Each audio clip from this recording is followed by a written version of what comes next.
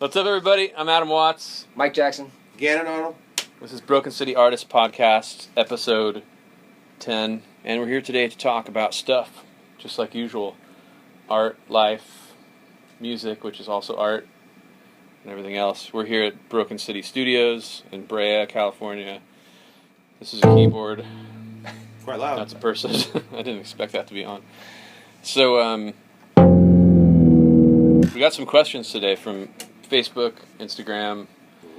Yeah, we casted some lines out, and some people have some things they'd like to hear us talk about. So we're just going to dive right into that. Michael Meza?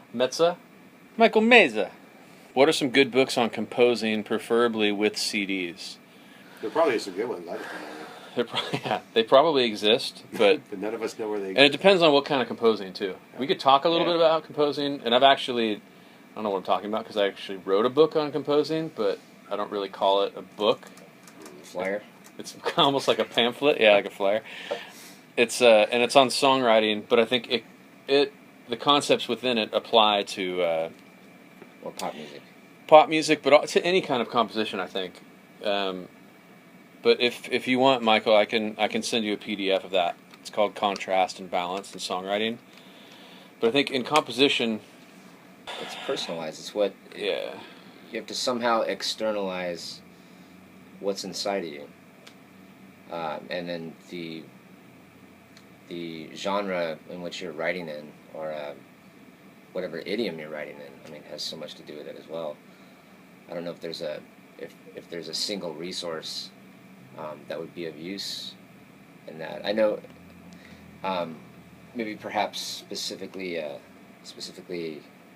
orchestration might be a better route to find an actual like textbook, because that's certainly a skill that you can use to help with your composition, is how to orchestrate for a certain grouping of instruments, whether it be orchestral or percussion or whatever. Yeah, it depends on, I think, probably where you're at too. What's your jumping off point? Have you written stuff before? Are you a musician that it's like, I want to start composing and you haven't ever done it? I think that, or you've been doing it a while and you want to get better, or wherever your starting place is. I think your next step is sort of all about where you've been and where you want to go. And I think composing, should be an inside-out process. So, like, if you kind of start outside in, meaning like trying to read about and learn about techniques and then apply those to composing, that can sort of end up being like the tail wagging the dog in a way, where you're trying to it's almost like starting with the alphabet without knowing any words, and then just trying to randomly put words, like letters, together and hope it turns into words. And I think composing in a way is like you have the words inside you and you just want to know what to do with them, like what language to speak. So I think it really comes down to like an intent in a lot of ways. I don't know, tell me what you guys think about this, because I think when you know what you want to say, or you have this feeling like you want to create, you do need some amount of technique. Like, you can't just go to the guitar, not ever having played it before, with this intention to express something, and get something out of it maybe that matches your intention. But maybe you can, like maybe there is a way to sort of translate what you have inside of you out through an instrument you've never played before. It's probably going to take you a while, but you're more likely to find, I think, unique ways to do things. Yeah. But you'll be limited, but if you kind of understand your limitations, then maybe you'll need to translate that feeling to compose into maybe something minimalistic. Like if I'd never played a guitar before, I might not even know to put my hand here. I might just end up sliding up and down and just finding notes, and just take your time with it. I mean, there's actually a guitar player that plays that way, right?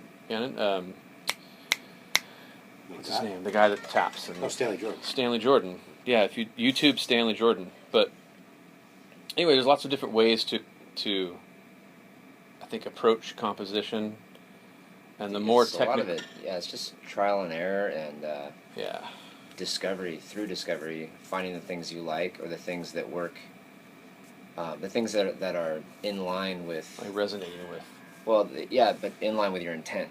Mm-hmm. Like, I wanted something to sound this way, and it really does sound that way. I think that's, I know for me personally, that's been a battle where Yep. I will write things down, and I hear it in my head, and then you get in context, and it doesn't sound the way I intended it to sound. And then you change it. So I change it, and then it's through a process of just remembering, and you sort of build this vocabulary when you want this certain sound, you want this certain effect, and it's limitless. Like there's no limit to that vocabulary. You're always discovering like new ways of doing things, new sounds. And you know what's cool in that, man, is like that process. What did you call it? Discovery. Just through discovery or trial and error. Trial and error. Yeah. So I think patience and a certain kind of patience to make sure that your intention always comes first. Because if you're sitting there and you're like, oh, I want to write, and you want something dark, and you're like, let's say you play guitar and you know some basic chords, and you're like, I don't know if that's it. No, that's not it.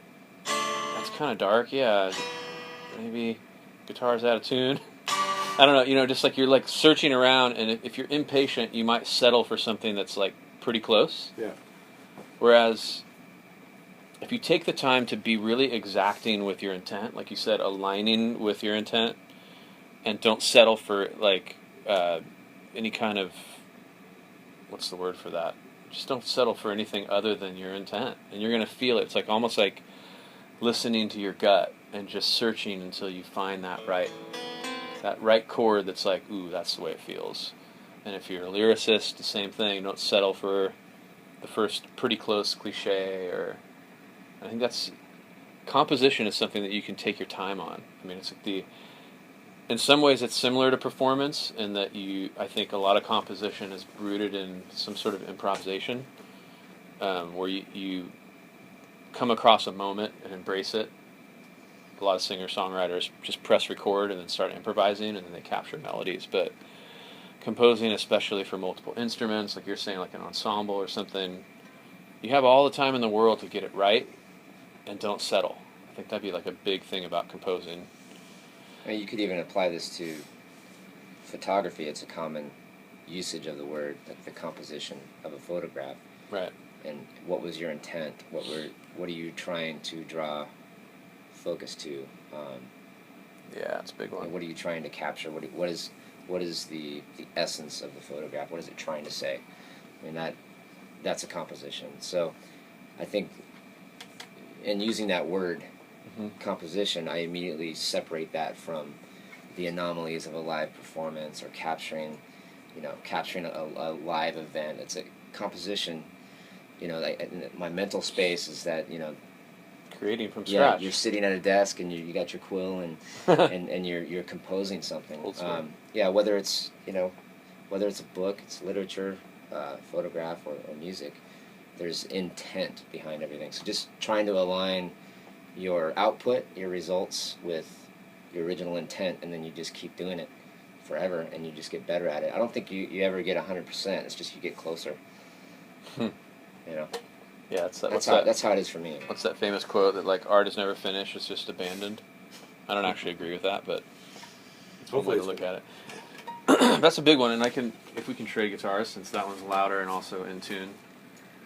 One of the things that, as far as a technical thing, like some of the composition books that I've browsed through and looked through, like I took some composition courses that really didn't teach me much in terms of composition, but it really came through trial and error. But when I was doing this seminar on songwriting, and I had written this pamphlet. It's like, I like to call it a book, but it's not. It's like 15 pages. But it's because I feel like composition is about intent, and then everything else is more about philosophy, and then finding techniques that help magnify your intent as opposed to tell you what to do or tell you what not to do, which really tends to put you in a mindset of what's right and what's wrong and what the rules are. Whereas you never know. I mean, you never know what's inside you. You could have something that transcends the idea of composing within like the diatonic scale, But if that's what you're trained in composing, or that's the chapters you've read, is all diatonic, just like do, re, mi, fa, sol, la, ti, do writing, but your intent is in chromaticism or the harmonic minor scale or something, you might actually be limiting yourself by studying, unless you decide to study everything in the whole world. So I don't know, it's one of those things where it's like, it's difficult. But to get back to like, this thing that I wrote was all about contrast, because usually when you're composing, you have something that you want to say and it comes out. So like, let's say I was writing between two chords, like take that dark chord thing, and I was just going like, and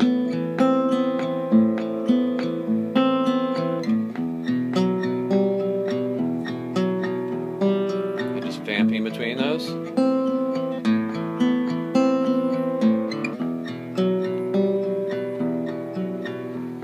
And then just playing, and then I'm like, okay, that feels good, that feels like my intent.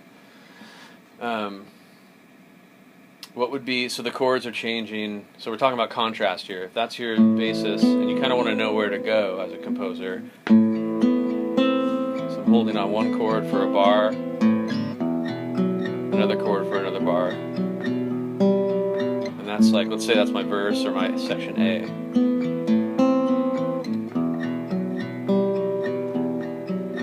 What you do is you study the content of what you've created. And a good way to sort of think of a good place to go is to do as much of the opposites of what you're doing in section A in section B. And that's a way to like awaken the mind and take the listener somewhere, if that's your intent. But it's a great way to sort of like completely turn the tables. So I'm playing like a minor 9 chord here, or a minor chord with a 2 in it, and then a minor chord with a 2 in it. So A minor 9 and E minor 9. And I'm holding the bar, the chords for a bar each. So I think, okay, why don't I change chords twice as fast as I was in section A, and instead of playing these dark chords with a rub in them, like it's got that minor second, and so does this one.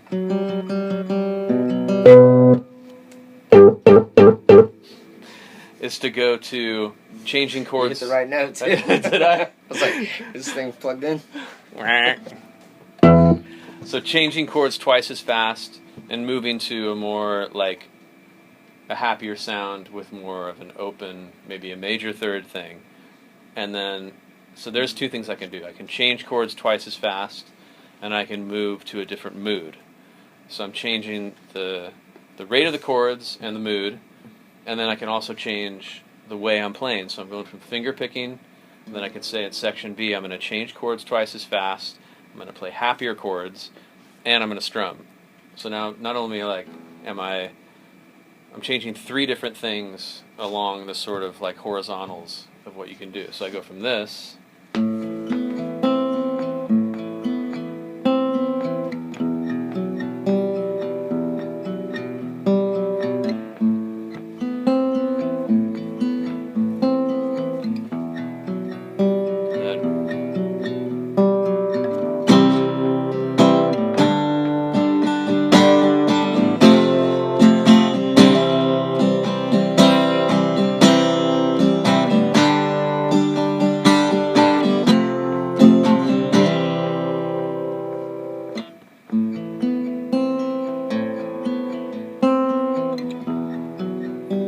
already it's just sort of like you get this instant feeling like you've gone somewhere and all you've done is analyze where you've been and completely switch up going into the next section. And it already sounds like a song. So just kind of like switching things up section to section like that it's a technique, but it takes you somewhere. And then it's all about aligning that with your intent. So there are like 12 different ways that I write about in this book to sort of, in a lot of ways, it's about digging you out of one section and propelling you into the next by analyzing where you've been. And hopefully where you've been is somewhere that's rooted in intent. So, anyway. That book, pamphlet, flyer is definitely a great resource when you're stuck, like for sure. Yeah. You hit a brick wall and just pop open a couple chapters on that. It's definitely cool resource. And it's fun too because after I wrote that, it felt really true, and it's definitely helped me a lot to just sort of like it's a little springboard or a rope out of a hole. But then when I went back and analyzed a lot of the most famous songs in history, it was like it was all right there. Like there's something about contrast that is an innate part of great composing and great songwriting because it's just like not only does it make you remember things when you hear something or see something that has a lot of contrast, but it wakes you up and it makes you feel. Because like the things that you remember in life are the things that stood out in stark contrast to the mundane things in life. So you don't remember every time you brush your teeth, but you do remember that time you had the like cavity, you know? So it's like that moment stands out. So if you can make that happen musically, it's almost like a metaphoric representation of what life is. You remember birthdays. You don't remember just random days, you know? Birthdays and cavities. Birthdays and cavities. So that's the name of the podcast. So anyways, that didn't answer your question really, sort of. I promoted my own book. That's a pamphlet. That's not for sale. Yeah. Well, YouTube might be a good resource too. There's lots of different things if you're looking for like techniques. Mm-hmm. You know, all that stuff's useful. Yeah, there's tons of techniques, and you got to know something. Technique is good. You got to start somewhere, and you got to study, but never lose sight of intent, and never let a rule box you in. Yeah, totally. If you can exist within rules, and you're like, oh, great, this is exactly what I needed. I mean, there are great songwriters who use 3-4 chords, and so like, you have great melody. There's a lot you can do with a little, and there's a little you can do with a lot. It also depends on the idiom. Like in pop music, it's more simplistic. Mm-hmm. In composition, like for what we were talking about with orchestras and things like that, it can be more complex. And you need more in your toolbox. You know, I don't know what he's interested in, so it's hard to say like what's the best method for him. But the fact that he said composing kind of makes me think it's not songwriting, but yeah, it's more like compositional. But that's all that stuff is. You're going to need contrast in composition as well. Yeah, contrast, melodic contrast, all that stuff's valuable. Be fearless. Yeah, stuff from your heart. Let your instincts be your guide as to like what kind of music you're drawn to. Means that's the kind of in general the kind of music that you're probably going to want to create. There's something about probably the person who composed that thing that you love that as a human being you connect to. There's something in them that's like what's in you. And I think that's a key thing, is to get in touch with why they created that. Not necessarily what they created, but the why behind it. Because you're going to have your own reasons why you compose, which is intent. And that's going to lead you down the pathway to figuring out what techniques you need to realize your intent. Right? Sounds good to me. On to the next one. So, okay, now, Todd Lowe. Toflo. Do you believe in writer's block? If so, how do you find the best way to break it? I love this question. Who wants to go first? Yes, I'm a firm believer in writer's block. You are? Good, then we have something to talk about. I don't believe in it. I think there's moments when you're creatively not as inspired, but I always just write through it. I just keep writing until I get through it. For me, I think I understand the context of what you mean by that you don't believe in it. It's not like Santa Claus. I don't know if you can believe or not believe in it. Well, for me, it's about limitations that are either imposed upon me as I'm normally writing for students, and so there's definitely like a ceiling there of ability and talent level that you eventually hit. There's also a physicality of physical limitations, and it's not a recording. Like I can't punch in and do takes. It's got to be something that's performed live. So I find myself hitting a block of maybe what I want to do is outside the realm of their capabilities, which creates maybe it's not a block, so to speak.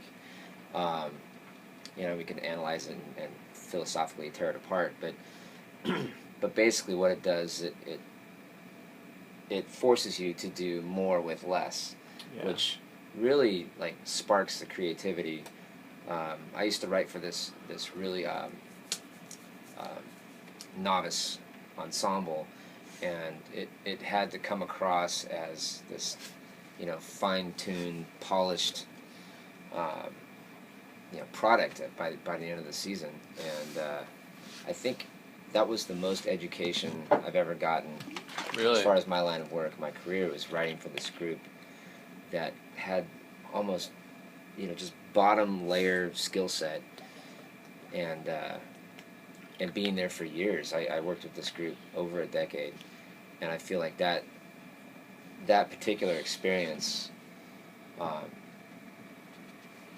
helped me with writer's block.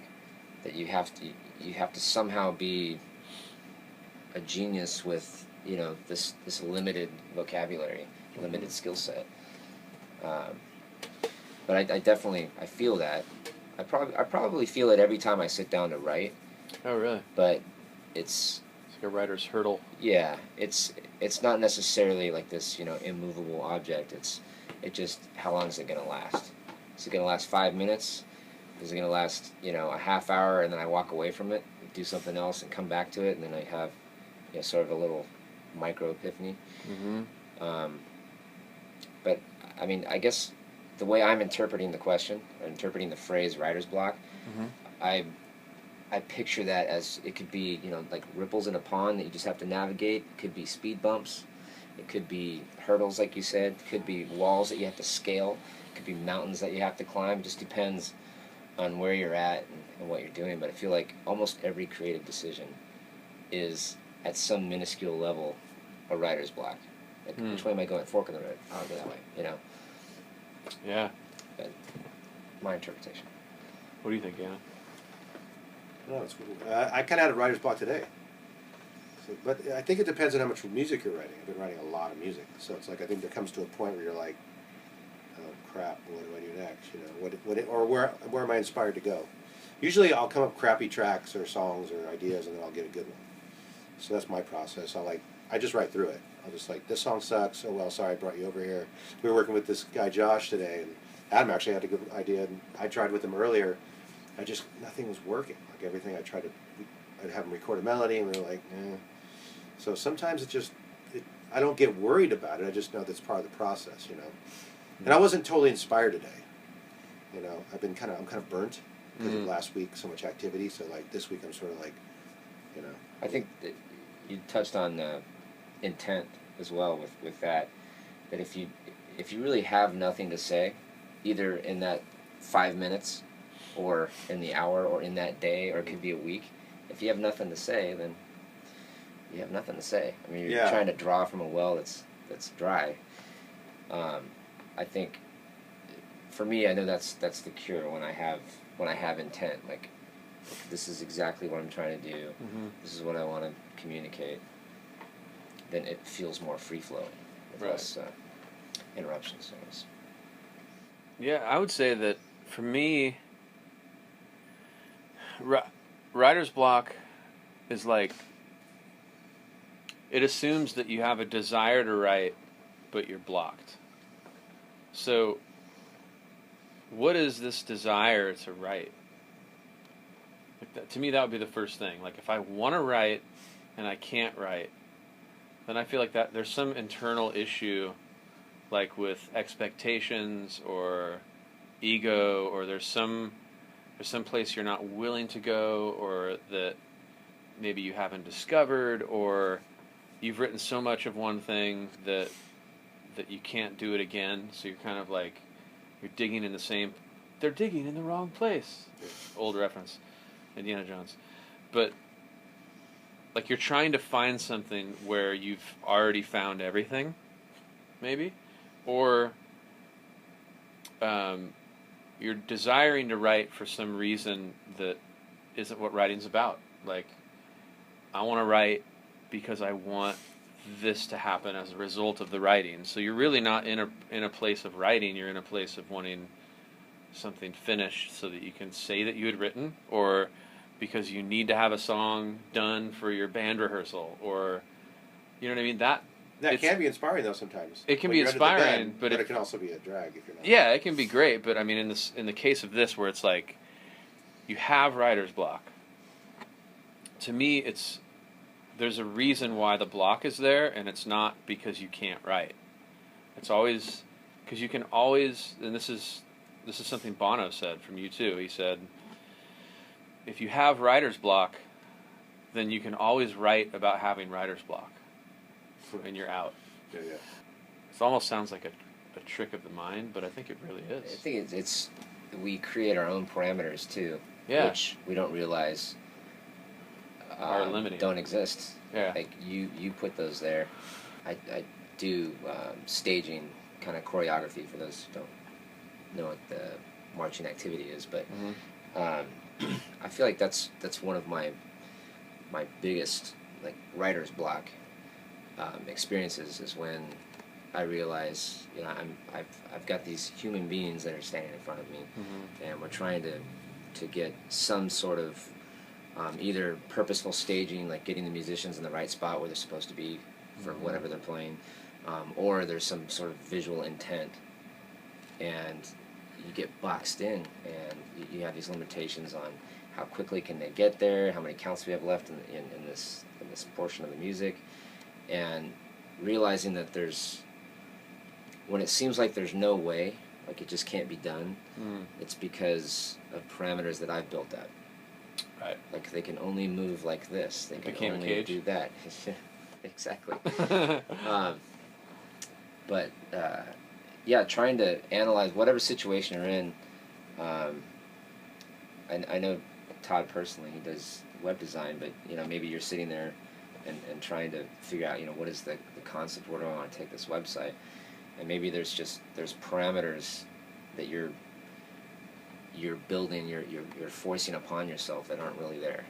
Like thinking outside the box. Yeah. Allowing yourself to just break the rules. I think when Gann said today I'm just going to write a crappy song or whatever.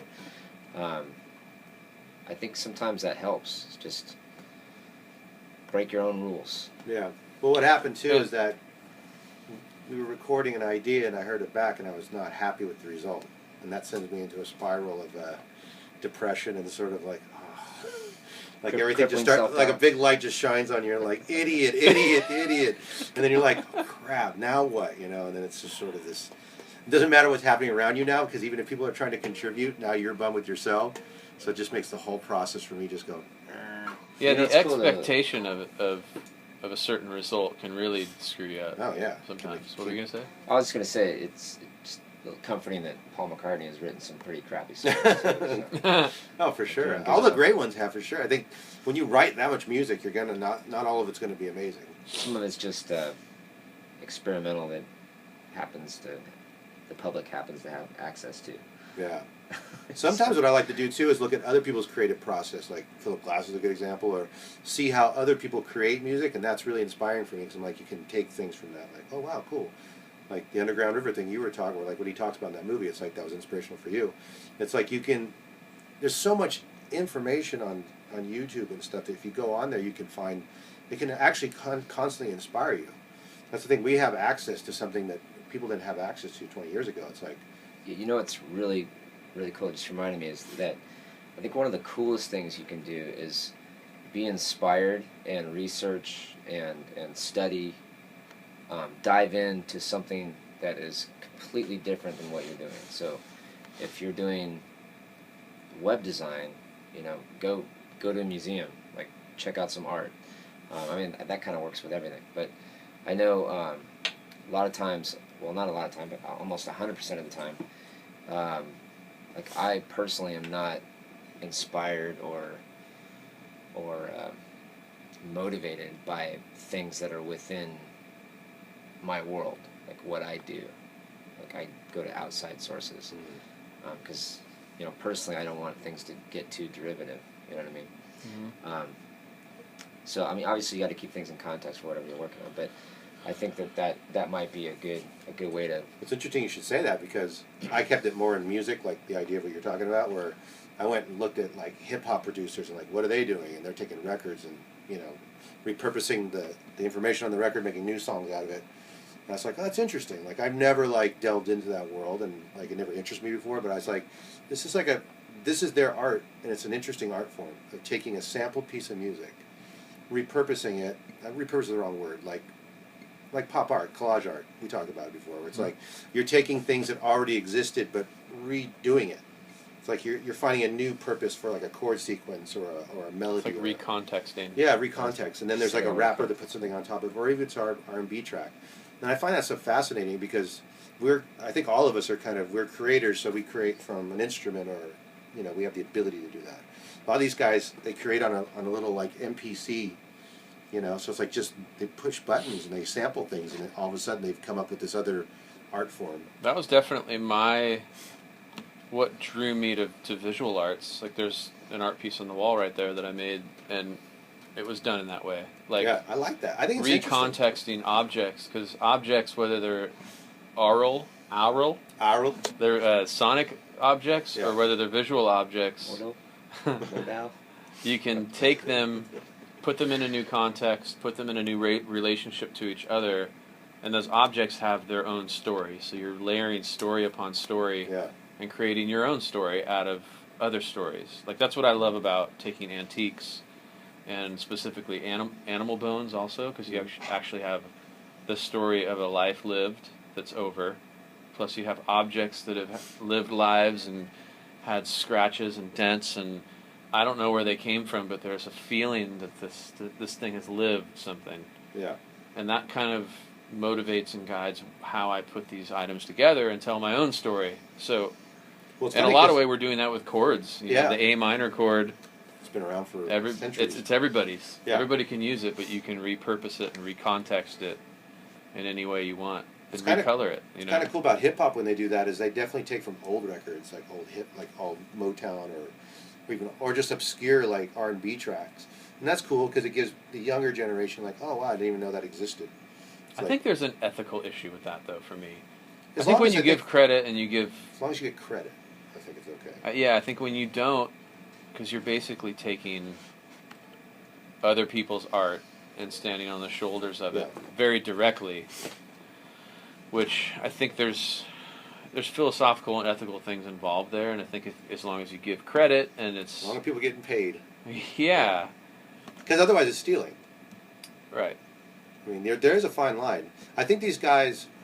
We were talking to Ian about this, our manager, and he deals with a lot of hip-hop and R&B producers and stuff, and I think the thing is they do it first and ask for forgiveness later. So it's like they take things... Because you can't get permission off a track for no reason. Yeah.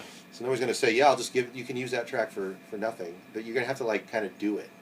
And some of these producers will say, like, they'll use gospel tracks. And a lot of time the gospel guys will hear the track. And I'm like, I'm not going to give you okay. Talking about, derogatory things and all this stuff. So it's an interesting culture because they definitely steal first, ask for permission later. And sometimes it works out, sometimes it doesn't. And if it doesn't, they can't use the track. Yeah, and some of that's out of necessity. Like, maybe their intent required a choir, and all they had was a laptop and no choir. So they're like, I need a choir. Let me grab this choir from somewhere else and this from that, and like, I think it would be cool if it is driven by intent. There was a standard of giving credit.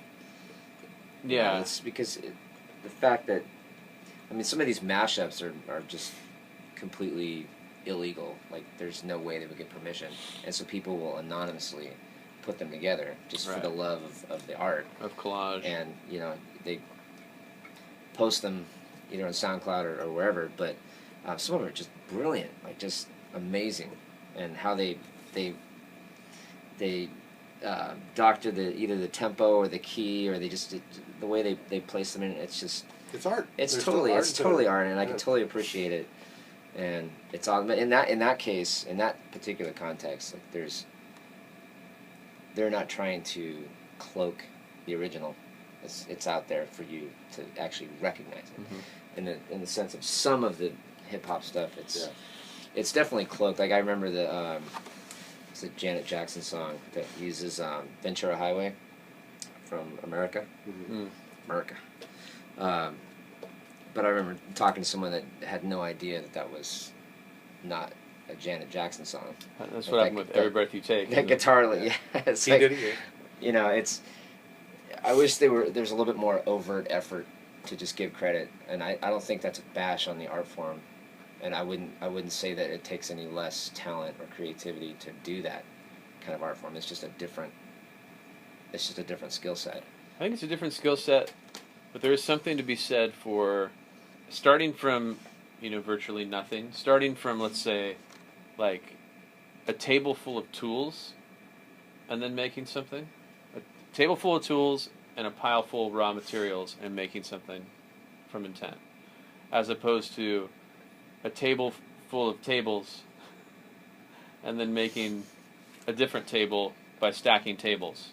It's like people made those tables and you're using their creations to create yours. And that can be, I think, there can be art in that. But I think you're a little bit removed from those first steps, I think there's something to be said for that, because creating something from nothing is harder, I think. It's a more difficult task. Well, you couldn't have the subsequent art form without the primary art form. What they should have done is bought a book on composition. Then they would have the tools to write their own song. Where's that book? What book did we get? Well, I got this pamphlet. Something that I've done in the past where I've desired to create. The desire was to create, but the conscious thought was I want to write a song. And it wasn't that I needed to write a song, it was that I needed to express myself. And when I found a camera, I realized sometimes when I feel like I need to express myself, I was forcing myself to write a song, when really I needed to go walk around with a camera in a city and start taking pictures of things. And that scratched that same itch, but it wasn't that I needed to make a song. I didn't need to make something for my ears, I needed something for my eyes. And allowing yourself that ability to sort of do whatever, create and express, but it doesn't necessarily have to be writing or composing. It can be anything. Creativity has no self-image, Yeah, you can do it with anything. An ant farm can be creative. For the ants. It's their creation. All those tunnels they dig, that's creative. It's true. Or is it craftsmanship? I showed you that ant hole art that guy did. Oh, yeah. Killer stuff. You could probably Google it, but yeah, the guy pours molten. I think is it aluminum that he used? I think so. Yeah, just molten aluminum in an ant hole, lets it sit, and then digs it out. Digs it out a day later, and it's just this amazing. I mean, poor ants, but. I was going to say, there's a consequence to that. I don't know, maybe he posts notice. Slightly melted. Or something. Maybe he evacuated them. Eviction notice on a little twig. You guys need to be out of here by 3 o'clock on Thursday. Yeah, aside from molten lava will be your future. Aside from the ethnic cleansing of the ants, it's really cool. Great art. Yeah, check it out. Wow. Anyways, but yeah, take that for what really you will. Interesting, because there's a guy who stood on the shoulders of ants. Little God's creatures. What's cool is that each species, I guess, is different. He does this type of ant, and it looks a certain way, and then he does this type of ant in a completely different region, and it looks like a completely different sculpture. They have a different architectural. Yeah, it's amazing. It's pretty cool. Wow. Anyway, shout out to that guy. I knew his name. Hey, look at that. What's that? Ryan? My alarm. Ryan Haskell? Ryan Haskell. Question for Mike, Adam, and Gannon. How would each of you describe and rate the music scene of the city you're currently living in now? Elsinore? Oh, sorry. Brand? You're currently living in, and how, if at all, has it shaped and or influenced your work? Well, I live in Irvine, and there's no music scene. Yeah. Lake Elsinore. There's a prodigious let's learn classical scene. Kids learning classical piano and things like that. But in terms of music scene, there's nothing. I mean, let's be real. I mean, the best music scene is L.A. If that's what you're looking In for. the world? No, I'm just saying in our local and where we're at. She's got heated. In the world? Not in the world.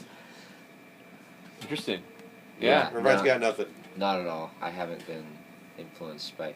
Well, I mean, I don't know. That's hard to tell because I'm from Orange County, and definitely back in the day when there's just gonna be a lot of name dropping right now, but Yeah.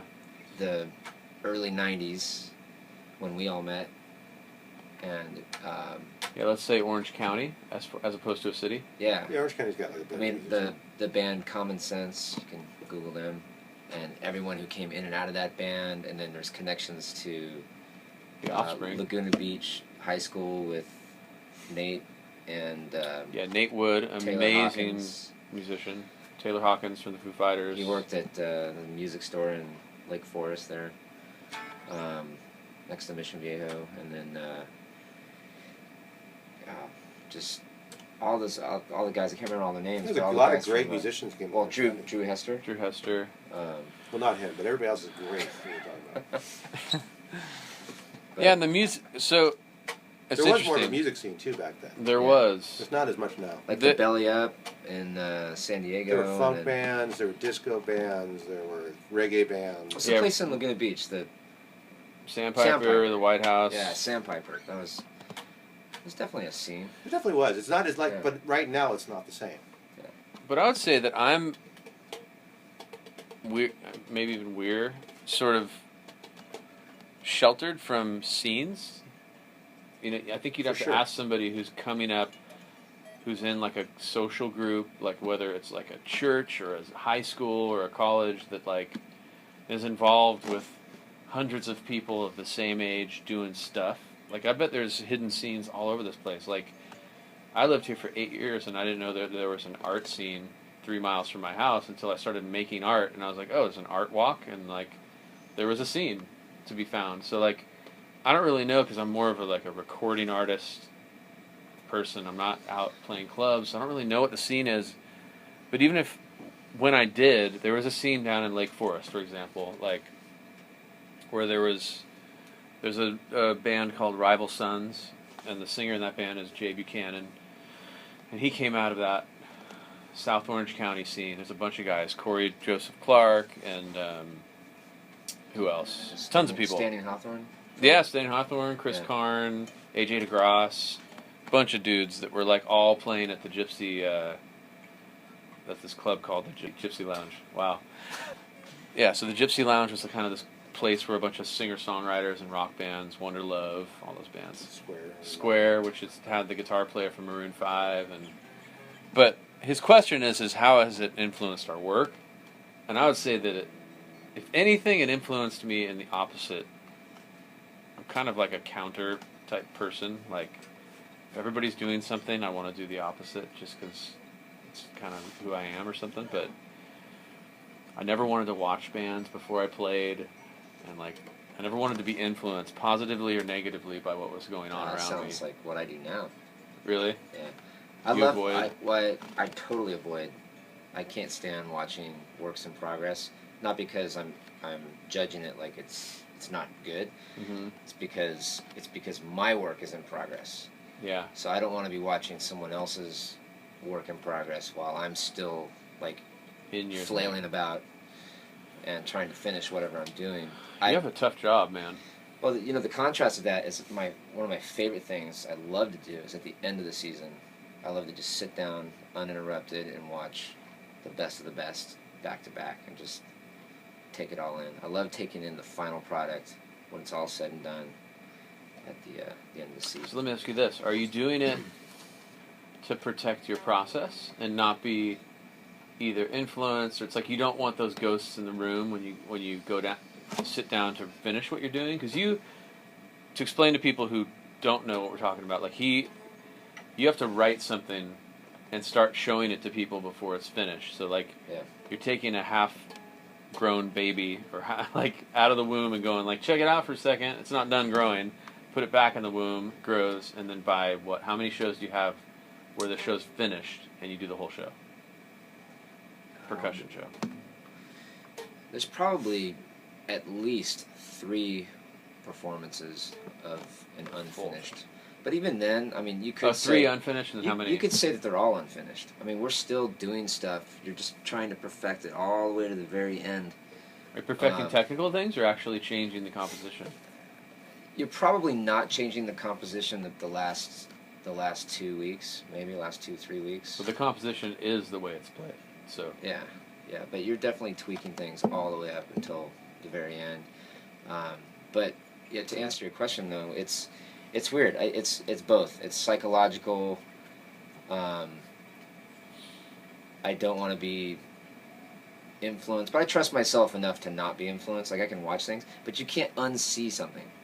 And so that, for instance, to create a hypothetical here, if I have an idea, like I really want to do this thing, and then someone else has that same idea,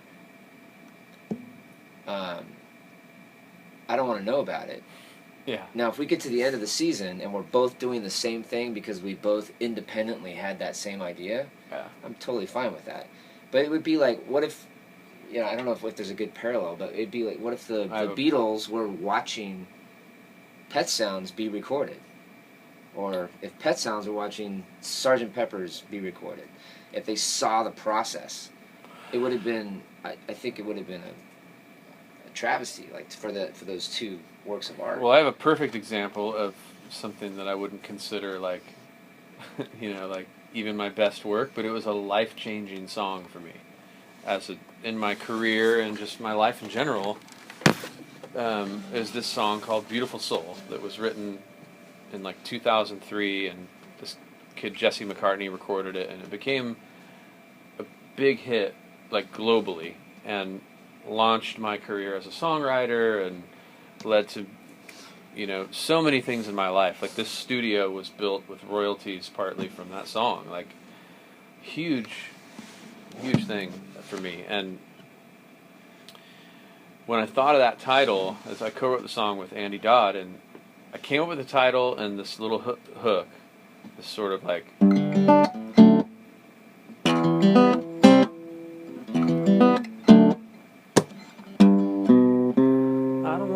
pretty face, this whole thing, Beautiful Soul.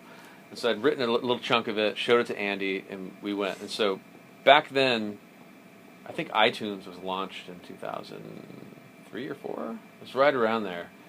So often what we do nowadays when we write songs, come up with a title and be like, that's a pretty cool title.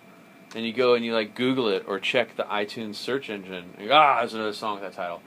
Had I done that, I would have found that there was a song called "Beautiful Soul" that was recorded by or written by that 60s artist that did "Son of a Preacher Man." What's her name? Dusty Springfield. Dusty Springfield, called "Beautiful Soul." If I would have saw that, I probably would have been like, I don't know if we should finish this. And that song was a massive turning point in my career and life, like my financial stability. Like, it opened so many doors in my life. And all it would have taken was that one little moment of second-guessing myself and allowing that creative door to open to the world before I was finished. And that's kind of what you're saying, like... You can't unsee something, right? You can't unsee it, you can't unhear it. Seeing that somebody had done something before, it doesn't mean you're going to do the same thing. It just... Often it means it's going to take the wind out of your sails. But there are millions of people doing stuff. Some of it's going to be similar, but our song isn't anything like the Dusty Springfield song. Yeah. And it's just a title, but it probably would have like hindered me from following through. And that's why I really believe creatively that when you're creating from a place of intent, from a place of personal expression or whatever it is, that you can't allow something from the outside to kill your baby before it's born. Yeah. I don't look at stuff. How many of us have shown people something in process, and we see the whole thing in our head, and we're not even fully aware of what's recorded yet or written yet, and you try to you get a little insecure, or you want some, you're nodding already, you want a little validation or encouragement, and you show somebody something, and they go, yeah, that's cool. I think we need some more coffee creamer or something, change the subject, and you're just and it kills you. Right? I think I told you about the experience that I had the other day about the... Which one? Just in the critique process about the app. Not only is, especially like if you're working in an abstract manner, like you're not being literal with what you're doing. Yeah. it's already, this elusive sort of like concept or storyline. You know you're going to be missed. Just by the fact that it's abstract. And then to have an abstract work that's incomplete, it's just ridiculous to even talk about it. Yeah. So I don't get it. I don't get it. Well, you may not even get it when it's done. You're certainly not going to get it before it's done. when it's incomplete. Yeah. It's a weird thing. It's frustrating to be misunderstood, especially when it involves something like that. Yeah. And that's not even commentary on whether or not it's good, or it's like, oh, it's this grand work of art and it's not done. It's not that at all. It's just, I think, just as people, just with integrity, hopefully you approach everything you do with a sense of importance and a sense of that you're putting your name on it. Mm-hmm. So it doesn't matter if it's good, bad, or whatever. It matters that you're putting your name on it and you're okay with that, and that you identify that represents the time I put into it. It represents me. And to say, like, I wanted to understand it and I couldn't is different than I don't get it and I'm supposed to get it. Like, you're trying to make me get it and you're failing is what that implies. And I think that's totally wrong. It's like, if they're saying, like, gosh, I really wanted to understand that and I was trying and I couldn't, that's at least, like, honest and respectful. But to assume that you're trying to be got, it's like going up to a Jackson Pollock painting and go, like, I don't see the person in that. Like, were you trying to draw a person? Like, you know what I mean? Like, assuming it was supposed to be, like, a elegant nude or something, and it just splatters. Like, that to me is just ignorance on the part of the viewer. Yeah. Which is fine. I think when you do something abstract, you need to probably thicken your skin a little bit to know that you're not going to be understood. If somebody likes it or not. Like, you've done tons of, like, very avant-garde jazz music. Yeah. And I'm sure there are people that are like, huh? Like, don't get it. Yeah, it's okay. It's okay. You're not supposed to get it. It's like punk rock. You can enjoy it and not get it. Right. Yeah. If you don't enjoy it, that's another... When you're making music like that, though, you're doing it mostly for yourself anyways. It's self-indulgent. So you're not trying to... Wait, say that again? Like when we were talking about avant-garde music or any kind of, it's like, experimental music. You're not doing it for people. You're doing it because you want to express something inside. You're not doing it to, like, make somebody happy out there. If somebody's happy because you're doing it, then it's a bonus. It's like, great, I reached somebody. But, I mean, there's a lot of artists that don't care what the outside thinks of what they do. They're just doing it. That's a good commentary on, I don't know, about doing things that are, where the intent is somehow blurred, mirrored, not mirrored, blurred or hidden, or sort of like, I don't know, like, when you're doing that, like, what you're saying, but you don't want it to be obvious, and that's part of the experience. Is like some of the best movies out there, you're watching and you're just like trying to figure it out, and you don't quite get it, and that's like part of the experience. Yeah. Is to be lost is actually a great experience. Yeah, it's like an interpretation also too. You're interpreting their art, like what they were trying to. Yeah, and you're searching, and your mind's going like, "What is this?" Like that's a legit experience. There's something about mystery. We were talking about Hail Caesar. I just saw. Yeah. Movie. I had like a truly hilarious moment with the people that were in front of me in the theater. Just gets to the end. Oh yeah. Credits start rolling, and the person in front of me, one of them goes, "Okay," and the other one, like, immediately after is like, "Well, that sucked." And I couldn't stop laughing because. And you loved it? I loved it. Yeah. I loved it, but they were waiting. They had a sense of expectation. Maybe that could be our next podcast. Like, as a spectator, a viewer, someone who critiques, like, walking into something with no expectation.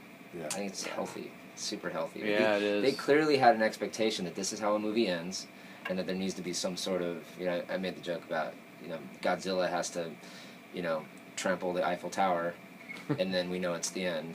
Right. And then we clap, and then, or Captain America saves the day or whatever. But this movie I think it's awesome. It's Coen Brothers. And I had to see it. yeah, it just sort of ends, and it's like, what was it about? And you have to really think about what it was about. And I think expectation is probably, this is a big statement, but more often than not, expectation is a negative thing. Because leads to unhappiness for sure. Except for maybe expecting that you'll be safe, and you're not. Right. But like expecting, like here's what happens with maybe in the music industry, like the whole idea of like, okay, an A&R guy is going to listen to a song. His expectation is this better have a huge, memorable chorus, and then it doesn't. This song is of no interest to me. Like, as opposed to no expectations, no big chorus, but was that a good song otherwise? Like, was it still a good song? Like, if it didn't meet your expectations, can it still be good? I mean, how much music would we have? We'd actually have no innovation if only the people who's trying to get their expectations met were getting them met. We'd have the same thing over and over. Yeah. But it's like, I think it's those renegades and those people with open minds who don't have expectations that hear a diamond in the rough that has nothing to do with anything that's out and be like, that's great and it has nothing to do with what I expected. Yeah. I'm going to trust my gut and go with it. I think that's like, we're losing that a little bit, specifically in music. And I think in films a little bit too. I think there's an expectation now that, things have to blow up and there better be special effects and it better not have like a long period of time with no dialogue or... That was one of the coolest things about the movie. I was thinking it as I was watching it, is that I'm so glad this exists. It might not be what I want to watch all the time, but the fact that a movie like that is allowed to exist, I think Wes Anderson fits in the same category. The Coen brothers kind of have a license to... They've earned the right to make any kind of movie they want. I think that's huge, man. You know what's funny is I had the same exact experience of being grateful watching The Revenant, that new Leonardo DiCaprio movie. I was sitting in the theater and just going like, I'm just grateful that somebody funded this movie, made it with so much like passion and legitimacy, and obviously like it looked like a very difficult movie to make. Like, I spent probably 10% of the time watching that movie slightly outside the movie just going like, I'm so glad there's a good movie out. Like, being thankful. Yeah. Because it's rare. It's rare. For a movie like that with, like, not a lot of dialogue, incredible, like, cinematography and, like, a good story and good acting. And it's funny, we had two pretty much opposite movies, but really great movies by very talented artists that it was just like, wow, thank you. Thank you that it's not another superhero movie where there's my humanity isn't getting caught up in it, because that somebody just fell off a building or got kicked by a robot and they're still like fine. Yeah. Like there's nothing at stake. Like that, it's just a bummer. Like that stuff is fun and it's candy and stuff, but like I want to be moved as a human being, and you're taking me out of it, I think, when it's like just so unrealistic and so chock full of like bam, bam, bam, bam, bam, bam, look how amazing these effects are. I don't know. Yeah. It reminded me when you said that just now of why I think people get so into Game of Thrones. I mean, it's awesome, but it's because Defies expectation. Anyone, no matter how big the name is, the actor, they could die at any moment, and they're not afraid to just... That dude's gone. So bold. Sean Bean, out of here. Hope I didn't give it away. That was first season. Hopefully you watched it. Yeah, spoiler alert in reverse. Yeah, but that's one of the cool things about watching that movie is that it is sort of like the superhero action flicky expectation of, swashbuckling, whatever. Yeah. But the fact that anybody goes at any time is just really cool. That's cool. I haven't seen any of it. I have a question for you, Gannon, before we end. Yeah. What's your favorite color? I don't have a favorite color. All right, so on over to Mike. We had one more question that I promised to answer, which came to my Instagram. They asked the snare drummer asked Matt. Matt Padilla. Yeah, he asked what that song was at the beginning of the Broken City Percussion show. It's the vocals from a song on my record on my last record, Way Out, which is on iTunes and wherever. It's called Reborn. And there are excerpts of some other songs, too, that are coming out of my new record. One's called Mother, Father, and I think that's the only one, right? Yes, all the other stuff is specific to the show. Yeah. So what was... You may have told me, but I don't remember exactly what your reasoning was behind choosing those lyrics. How much time do we have? This is like its own podcast. Is it? Yeah. Wow. I think just the imagery that I personally got from the stanzas that we used. Spending hours and days shoveling dirt. Throwing shovels full of dirt on the grave. Full of dirt on the grave. Of the dearly departed version 1 of me. Right, of the dearly departed version 1 of me. Like that, just, you put all that together, and it's just, I mean, not knowing that the song is called Reborn, because in the chorus in the original song, it definitely Reborn, and then you automatically get that. Like, you're reborn. Mm-hmm. And then you imply that with version 1 of me. And there's something really intriguing about that. I wanted it to tie in to not only this year's show, which is called Cage, which is, there's a lot of different directions it's taking, but it's basically like the psychological barriers that we put up in decision making and creativity and moving forward in life, and these things that aren't really there. You just think they're there. They're real to you. Preconceived cages. Right, and then trying to push your way out of these areas. But I wanted to tie into that, and sort of like the eventual escape from the cage is the reborn. So it ties in that way. But I also wanted to reference last year. Last year's show was called Bloom, which is another one of your songs. Same album. Same album. And I wanted to we renamed the group from OCI to Broken City Percussion. And I wanted to make a little bit of reference to that. We actually have a little quote there from Bloom in the middle of the intro. Like a musical quote? Yeah. Yeah. And so I wanted to tie into that as well. Like OCI, we have respect from where we came from. There's no disrespect intended in renaming the ensemble. Mm-hmm. And a lot of effort was put forth in bringing that organization to life. And then on the dearly departed version 1 of me, which is OCI. So it kind of ties in both respects. It's dual layered. And then also tying into just the fact that it was the very first year of not only incorporating your material, but Kevin Shaw and myself working together in an independent world capacity. So that sort of moving on from that, like creating an identity, because we definitely created an identity last year, and we did what we could with it, and then we want to use that as a jumping off point. So that's kind of why I was drawn to it. Those are the things I felt when I heard that song. That's really cool. It's like acknowledging where you've been and where you're going in kind of an eloquent, respectful way. I don't know if you told me all that. It's cool because it's interesting in this show and in Bloom also. Bloom last year and then Reborn and Mother Father this year. I write these songs as very much personal, expressionistic, finished pieces of music, and then you relate to them in whatever way you relate to them, and almost turn it into a ransom note.